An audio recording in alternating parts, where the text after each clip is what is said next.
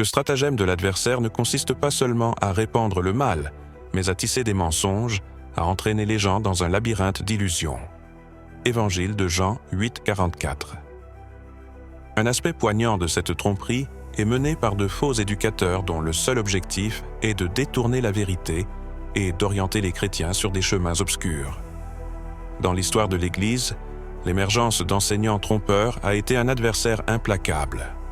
Ces personnes, sous couvert de ce qui semble être la sincérité et l'autorité ecclésiastique, déforment les enseignements intégraux de l'Évangile, entraînant souvent de nombreuses personnes dans la confusion et les éloignant de la vérité. Imaginez le sentiment déstabilisant que l'on ressent lorsqu'on est témoin de telles distorsions dans quelque chose d'aussi sacré que sa foi. D'un point de vue personnel, la manipulation et la déformation des enseignements divins par des dirigeants infidèles suscitent un immense sentiment d'indignation. Ils exploitent les textes sacrés à des fins personnelles, s'éloignant ainsi d'un véritable accompagnement spirituel. Par conséquent, l'identification de ces figures trompeuses au sein des communautés religieuses devient une mission urgente, nécessaire, pour maintenir le caractère sacré de la foi et l'unité spirituelle au sein des congrégations. Historiquement, la présence de faux prophètes a constitué un défi permanent. Il ne s'agissait pas d'une difficulté isolée des temps modernes, mais plutôt d'une lutte historique qui assombrissait la population pieuse siècle après siècle. Dans son épître, Pierre avertit que, tout comme dans l'ancien Israël il y avait des prophètes trompeurs, l'Église d'aujourd'hui abrite elle aussi son lot de faux instructeurs. La dure réalité est que la perfection n'existe dans aucune Église. L'imperfection côtoie la pureté. Même dans les espaces sanctifiés, ceux qui ont l'intention de tromper opèrent au milieu des croyants, créant un terrain fertile pour que l'erreur se mêle à la vérité. Warren Wiersbe compare avec justesse Satan à un maître de la falsification, fabriquant un faux évangile imité par des ministres contrefaits, ce qui, à son tour, favorise l'émergence de chrétiens inauthentiques. Le défi consiste donc à discerner ces voix séduisantes mais corrompues qui promettent l'illumination tout en égarant. La grande question reste la suivante. Comment repérer ces pourvoyeurs de tromperie? Cette odyssée spirituelle exige de la vigilance, du discernement et un retour à l'authenticité dans la foi. Au milieu de ces réflexions, il est possible de continuer à recevoir des informations sur la manière de naviguer dans ces affaires spirituelles. Je vous encourage vivement à vous abonner et à cliquer sur la cloche de notification, ce qui vous permettra d'accéder aux futures discussions et d'approfondir votre compréhension de ces thèmes essentiels. C'est un geste simple qui vous permettra de ne pas manquer la nourriture de votre voyage spirituel, à portée de main. Maintenant, parlons de choses choquantes. Restez avec moi. Nous allons explorer 7 caractéristiques qui démasquent les faux enseignants, 7 signes qui révèlent leur identité et nous protègent de leur influence toxique. Numéro 1. Une source différente. D'où vient le message? Dans 2 Pierre 1, 16, l'apôtre affirme « Pourquoi ne vous avons-nous pas donné de connaître la puissance et l'avènement de notre Seigneur Jésus-Christ en suivant des fables artificielles, alors que nous avons vu de nos yeux sa majesté ?» Cette affirmation est une invitation à accueillir la vérité transmise aux croyants. Témoins oculaires de la majesté de Jésus, Pierre et les apôtres affirment l'authenticité de la puissance et de la venue du Seigneur en s'opposant aux faux enseignements. En réfléchissant aux idées de Pierre, il est crucial de reconnaître la vérité au milieu de la tromperie, ce qui est courant dans nos vies où les croyances personnelles peuvent éclipser les vérités divines, ce qui conduit au cynisme et au désespoir. Le message de Pierre nous libère en affirmant que la vérité divine libère ceux qui la recherchent sincèrement. Distinguer la vérité du mensonge est vital, car cela permet de guider la vie selon des principes divins et non des idéologies temporelles. La substance du message d'un véritable enseignant est centrée sur Jésus-Christ, dont la puissance divine accorde tout ce qui a trait à la vie et à la piété, par opposition aux faux enseignements qui le marginalisent, comme le prévient 2 Pierre 2:1 contre les hérésies destructrices introduites clandestinement. Ainsi, chers auditeurs, reconnaissez que la source des vrais enseignants est la parole, tandis que les faux s'appuient sur leurs inventions. Il est curieux d'observer un individu dans les espaces sacrés qui rejette ouvertement les croyances fondamentales. Peu à peu, l'essence qui entoure le Christ semble diminuer. Des changements subtils se produisent lorsque des personnages trompeurs propagent des idées suggérant d'autres voies de transformation. Une attention particulière révèle un manque de messages fondamentaux centrés sur Jésus. Les croyants doivent impérativement veiller à ce que les conseils spirituels s'alignent sur les enseignements divins. La position qui se dégage de certains messages mérite d'être mentionnée. Si l'on considère l'impact sur le cheminement spirituel d'une personne, la foi authentique éloigne de la corruption du monde, tandis que les déviations introduisent la servitude. Comme l'explique Pierre, de tels enseignements trompeurs trahissent la promesse d'une véritable libération et s'orientent plutôt vers des assurances creuses. La véritable liberté spirituelle n'existe pas dans notre chair, mais uniquement dans la connexion divine. La véritable autonomie naît de l'adhésion à la foi, ce qui contraste fortement avec les entraves des chemins erronés. Les modèles de rôle façonnés par des enseignements authentiques mettent l'accent sur les vertus, la bonté, la discipline, la patience, l'empathie et l'amour. L'arrogance et la tromperie sont souvent le lot de ceux qui répandent des mensonges, révélant des intentions motivées par l'avidité et le mépris de l'autorité, qui caractérisent les guides erronés. En évaluant l'essence des messages, il faut se demander « Pourquoi s'engager ?» Les enseignements valables s'appuient sur des textes sacrés, tels que 2 Pierre, où des perspectives prophétiques fournissent des conseils éclairés. Des instructions dignes de confiance invitent à adhérer aux décrets divins. À l'inverse, les voies trompeuses poursuivent des objectifs égoïstes, utilisant des mots séduisants et des désirs superficiels pour attirer, plutôt que d'offrir des vérités spirituelles. Malheureusement, dans des régions comme Miami, où les évangiles de la prospérité prospèrent, les lieux ornés se transforment en spectacles. Des activités non alignées dominent les espaces destinés à l'introspection, ce qui risque de brouiller les frontières entre la vraie foi et les attraits du monde. Les observations dépeignent un scénario dans lequel les rassemblements spirituels font parfois écho à des atmosphères séculières, éclipsant le sacré par des spectacles éphémères.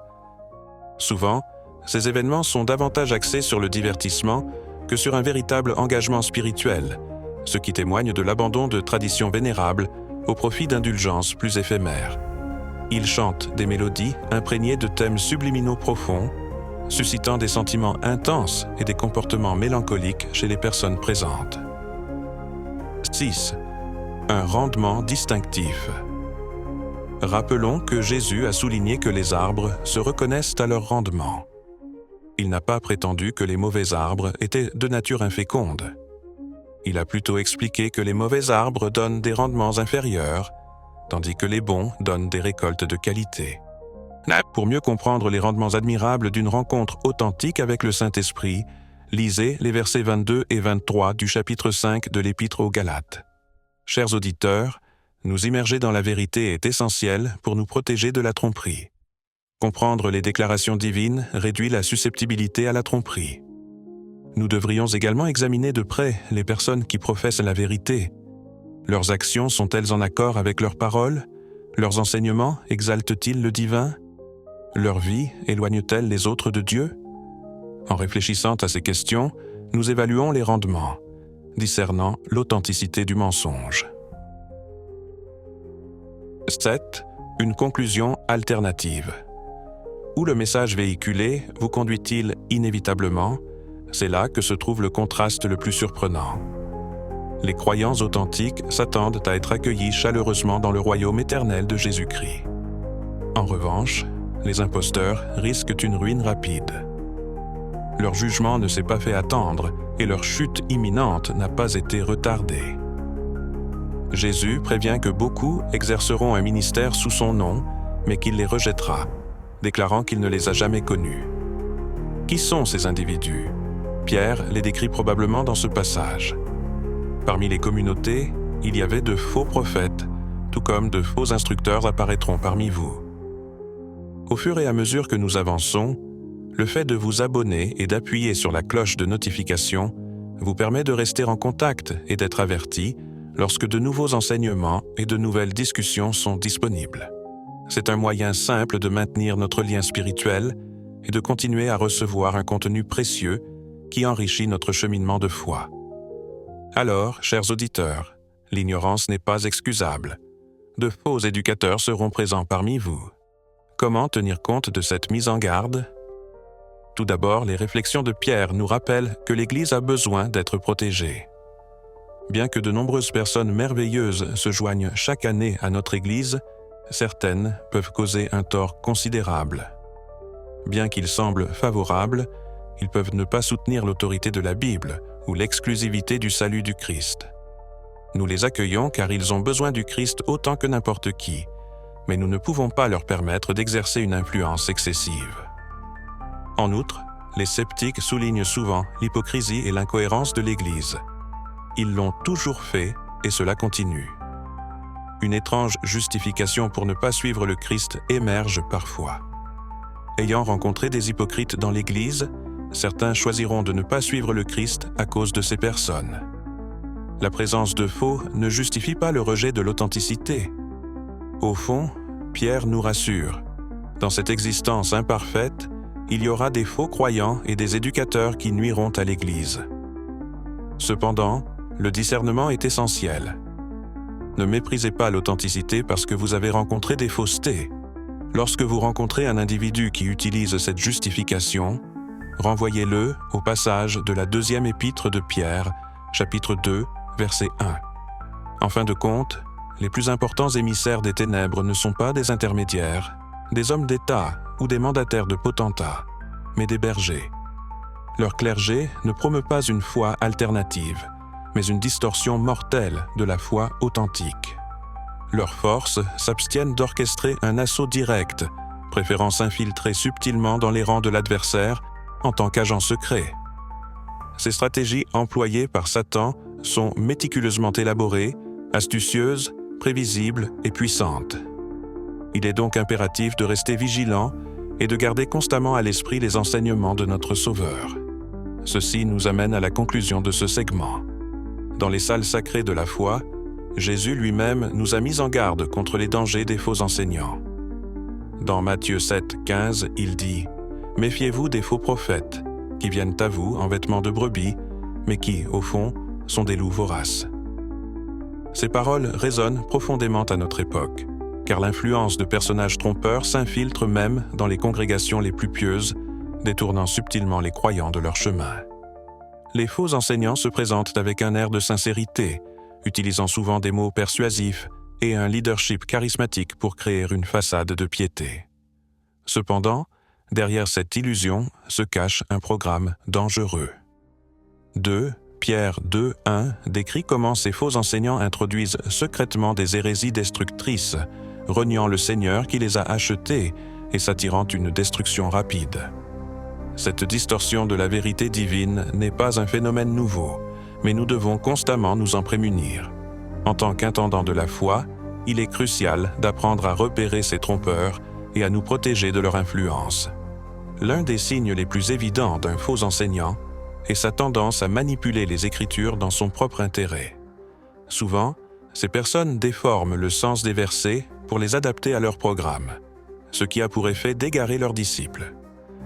En revanche, un véritable enseignant cherche à honorer la parole de Dieu, en la divisant avec précision sans en altérer le sens. Comme l'indique 2 Timothée 2,15, « Fais de ton mieux pour te présenter à Dieu comme un homme accompli, un ouvrier qui n'a pas à rougir, maniant avec droiture la parole de la vérité. » Cela contraste fortement avec les faux enseignants, dont les enseignements tournent autour de demi-vérités et de tromperies. De nombreux faux docteurs sont motivés par la cupidité et le désir de richesse et utilisent leur plateforme pour exploiter leurs disciples. Cela se voit dans la montée des évangiles de prospérité, où les prédicateurs mettent l'accent sur la bénédiction financière plutôt que sur la croissance spirituelle, promettant des richesses matérielles en échange de dons. Paul, dans 1 Timothée 6, 5, 10, met en garde contre de tels individus, les décrivant comme ceux qui pensent que la piété est un moyen de gagner de l'argent. Il souligne en outre que l'amour de l'argent est une racine de toutes sortes de maux. La foi authentique ne consiste pas à accumuler des richesses, mais à poursuivre la justice, la piété et le contentement. Une autre caractéristique des faux enseignants est qu'ils se concentrent sur des enseignements superficiels qui manquent de profondeur spirituelle. Ils peuvent offrir des messages de bien-être qui font appel aux émotions, mais qui ne poussent pas les croyants à grandir dans leur foi ou à confronter le péché. En revanche, les enseignements de Jésus étaient souvent difficiles et exigeaient une profonde réflexion personnelle et un engagement à respecter les commandements de Dieu.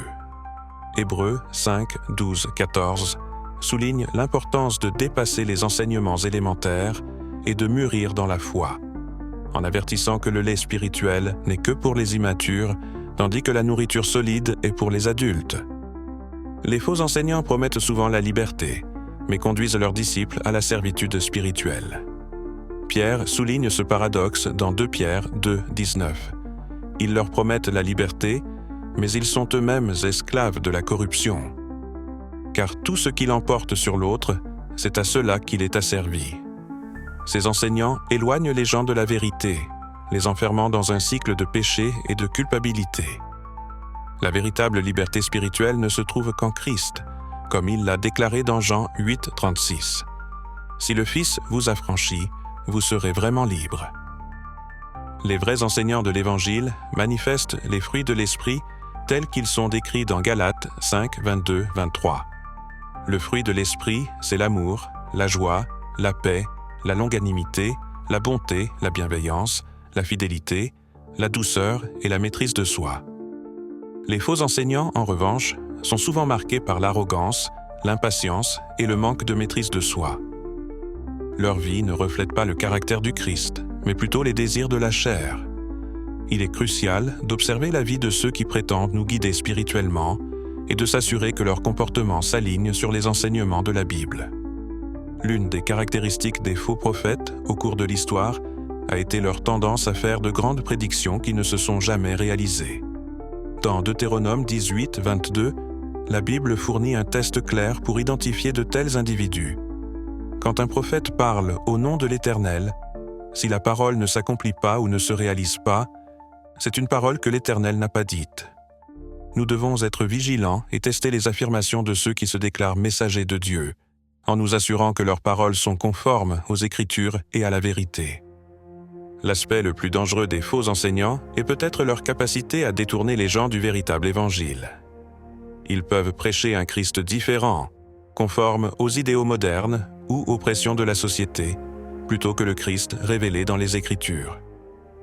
Dans Galates 1, 6, 9, Paul s'étonne de la rapidité avec laquelle certains croyants abandonnent le véritable Évangile pour une version déformée. Il avertit fermement que quiconque prêche un autre Évangile que celui que nous avons reçu doit être maudit.